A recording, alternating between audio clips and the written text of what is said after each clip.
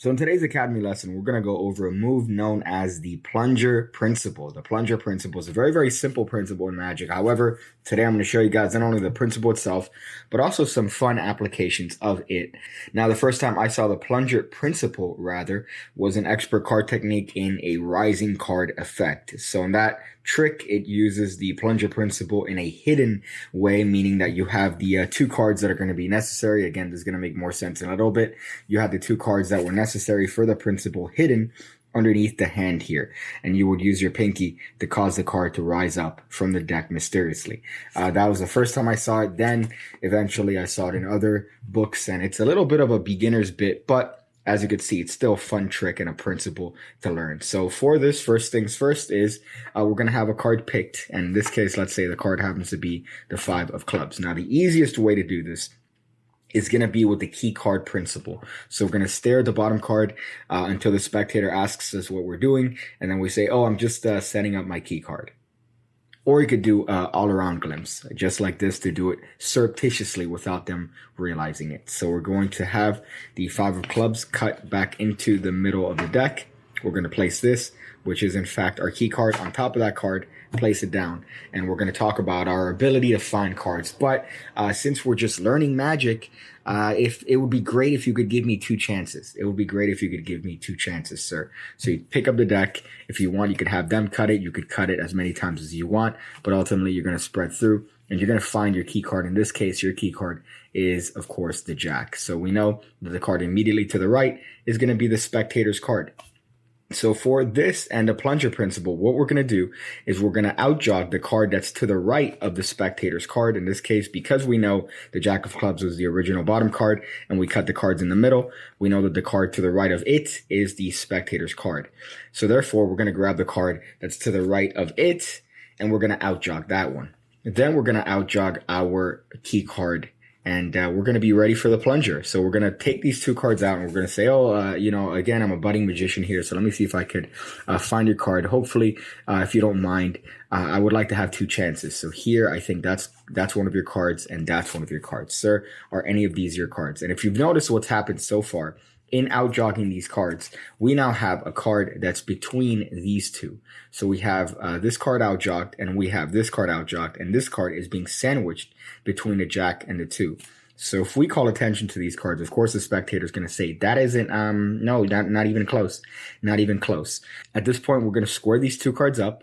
We're going to regrip the deck so that we're holding it. So instead of grabbing it in this way, we're now grabbing it so that the 2 cards are towards the bottom. So now they're down jogged rather than being up jogged. We're going to have the spectator hold out their finger and we're going to press these 2 cards against their finger. And you're going to notice that something actually happens when we press the deck onto their fingers. Because of the friction, what's going to happen is that the card between those 2 cards, in this case the Jack and the 2, are going to plunge and bring that card into view. In this case, it's going to be the 5 of clubs. Now, one thing is that you want to play around with the grip, and of course, the deck makes a huge difference because when you do the actual plunger principle, depending on the finish of the cards, you might have other cards that stick out a little bit as well. So again, that's going to depend on the finish of the cards, and it's also going to depend on the grip that you have. So you want to have the nice midpoint of having the spectator push up those cards and not have other cards jut as much as possible. But again, I would rather not work with a plastic deck. It would be better with an air cushion deck. Now, one more time, super simple. As you could see, all you're doing is you're having the spectator touch and press onto these 2 cards with their finger, and that's going to outjog the card that they picked. In this case, it's going to be the 5 of clubs. So that's a nice little bit of a production there that you could do, and it's super simple to do.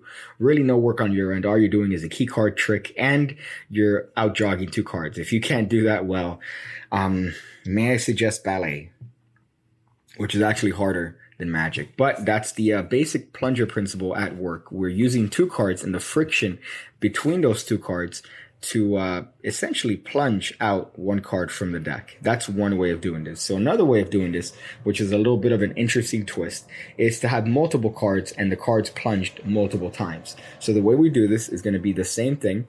So let's just assume one more time we have the key card in this case, which is the Jack of clubs, and we have the 5 of clubs, which is the card the spectator picked. So this time, instead of outjogging the card directly in front of the 5 of clubs, which I'm going to leave face down for the sake of explanation here, we're actually going to outjog the card that is third from the ace. So here we have the ace, right? Sorry, the 5.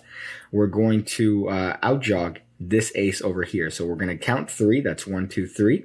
And we're going to outjog this one. The reason for that is going to become apparent in a little bit. But here, what we're going to do is we're going to outjog every other card around this initial card the spectator picked. So the first one, we're going to count 3 from the actual card they picked. So that's 1, 2, 3. In this case, it happens to be the ace. And we're going to outjog that one.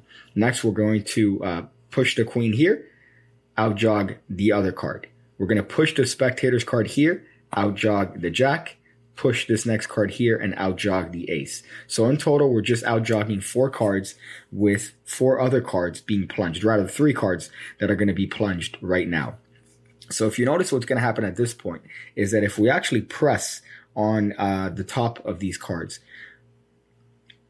other cards down jog. So we're going to have a couple cards that are going to be down jogged, one of which is actually going to be the spectator's card. So this is going to be a little bit interesting because now when we press up on these cards, look what's going to happen. We have 2 cards that are going to actually press up. And guess what? They're the cards that are around the spectator's card. So after one more push, finally, the last card that shows up, the single card, is going to be the spectator's card. In this case, the 5 of clubs. So you notice that what happens there is a little bit of an interesting ploy because we're pushing up and down several times, which is actually in turn going to cause the final actual sandwich to be the original 2 and the original jack, which is going to push up the spectator's card. So again, super simple to do. We find a spectator's card using the key card principle. We're going to count 3 from it. In this case, that happens to be the ace. We're going to upjog that one. We're going to skip a card. We're going to upjog that one. We're going to skip a card, which happens to be the spectator's card. We're going to upjog that one, skip a card, and upjog. And now in this particular case, one more time, if we score the cards up, we push down, we have 1 packet. We push up, we have 1 more packet. And finally, we push down again, and we have 1 last card, rather, which happens to be the spectator's card. And the 5 of clubs. So it's a nice little bit of a fun trick. Again, I suggest you don't use plastic cards. I've been using plastic cards for the joke of it because, well, Bin Wang Gang, but I suggest using air cushion finished playing cards if you're going to use a plunger principle because the friction is reduced, but not reduced to the point where the plunger principle is impossible. So that's just a fun look at the actual plunger principle itself. There are numerous applications, but these are just 2 very, very simple ones that you could do right off the bat with not a lot of work. As you could see, it's a fun little bit of a revelation, and it definitely is one of those things. If you have, kids around, you could involve them with this because it's a fun thing to watch if the card happens to rise up. And of course, it gets them involved because we're just outjogging 2 cards. They're pressing down with their fingers. So really the impression is that they did all the magic. Really, you set it up. You set it up because you're, the wizard. So that's the trick. I hope you guys enjoyed that. Thank you guys for being members of the Pigcake Magic Academy. And I hope to see you on the next lesson.